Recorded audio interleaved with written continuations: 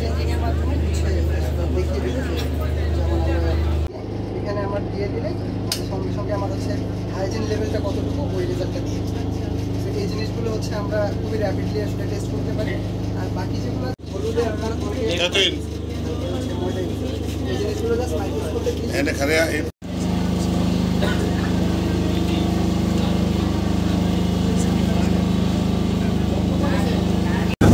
আমার পরিচয় হচ্ছে, আমি জেলা নিরাপদ খাদ্য কর্মকর্তা জনাব সুব্রত ভট্টাচার্য।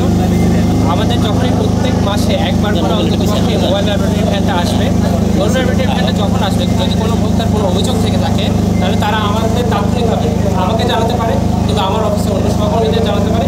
তার এগেনস্টে আমরা অ্যাকশন নিব এবং আমরা খাদ্য নমুনাটা টেস্ট করে দেখবো আগে তার অভিযোগটা যথার্থ নাকি।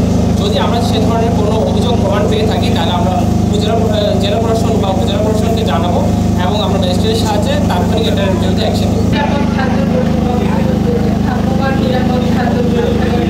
আজকে আমাদের আমরা আশা করছি দীর্ঘদিন ধরে যে জনমানুষের নিরাপদ খাদ্য তারা পাচ্ছে কিনা বা পাচ্ছে যে ত্রুটিগুলো ছিল সেটা ইলেকশন পরীক্ষা করার জন্য এই ভ্রাম্যমাণ পরীক্ষাগার অবশ্যই গুরুত্বপূর্ণ ভূমিকা রাখবে বলে আমি মনে করছি। আর এখন খুব সীমিত পর্যায়ে আর কি এটি শুরু করা হলো।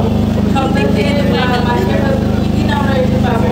এরপর থেকে প্রত্যেক জেলা আলাদা করে দেওয়ার পরিকল্পনা জাতীয় নিরাপদ খাদ্যের